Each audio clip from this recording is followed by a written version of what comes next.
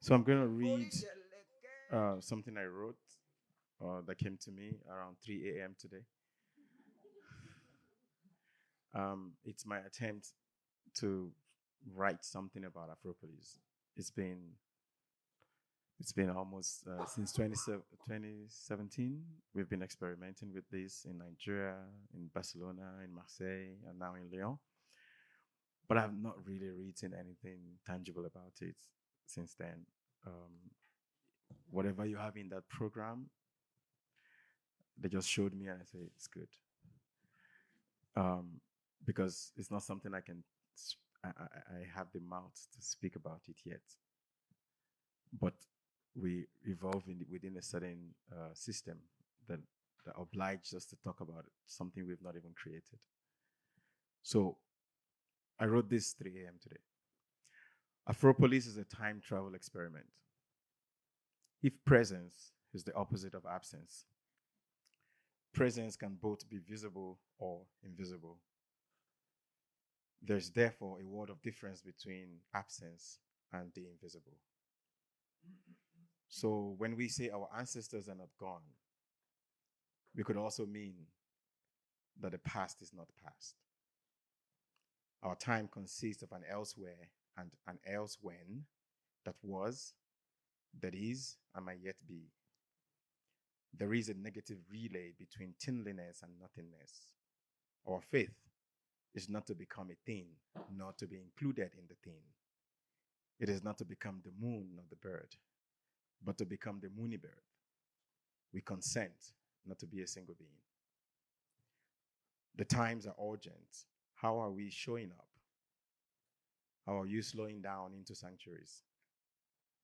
In these difficult times, how are you finding the strength to keep rising from the endless fallings around us? How are you receding? Where are you getting the energy for rewilding? In what spaces are you regenerating? Never has it been clear to me why dance is so important for our planetary well being. Because, as the saying goes, hard times requires furious dancing. Revolution will get rid of the kings, but not the furnitures of oppression. To find our way, we must first become lost. Our reality revolves around a toxic loop. We must therefore seek the glitches, the slippages, and the cracks that we may find our way out.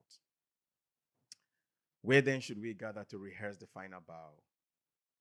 What institutions are allies for this planetary breakdance?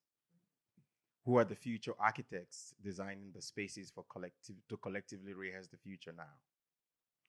Afropolis is working in process for the breakdance of our time, the dance that breaks, and the breaks that produces new dances. Afropolis is traveling with a band of dreamers and diviners to sow a new community, whether wounded flourishing in exile, in diaspora, in modern plantations, in migration. It is not a burden that stops with settlement or resettlement. Afropolis unsettles us to gain embodied insight into the workings of our world. This is where novel ways of articulating politics and culture are in the making. If our dancing bodies are sensors, what they sense is that things will get worse before they become better. Because, because transformation is messy. Because pushing power out of the edges introduces more randomness into the system.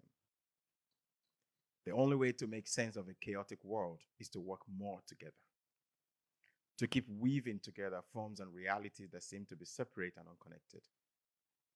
If the middle ground is a place, if the middle of chaos is a place, if being at the crossroad is a place, if endless crisis and complexity is a place, if not knowing is a place, if being at the edge is a place, if being on the spectrum is a place, if the moment of falling and screaming without inhibition is a place, then dancing is a compass. Dance times and dance places are a must. Afropolis is an experiment for navigating the middle of nowhere. In this active ritual, we all are participants. There is no audience. There is no artist. There is no programmers. There is no presenters. There is no politician. And there is no minister of culture. Our dancing bodies aren't looking for ways to solve the crisis. They are not aiming to treat chaos as an anomaly, but to compose them into a choreography. To realize that we are in different time and different place altogether. When new senses are becoming available, to realize that when the earth quakes, new kinds of thinking bodies are birthed in flight. To realize that the cracks and the open sores are portals for different kinds of bodies, minerals, and monsters.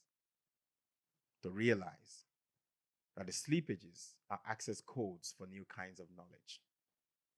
To realize that the enemy of our ancestors are also our ancestors.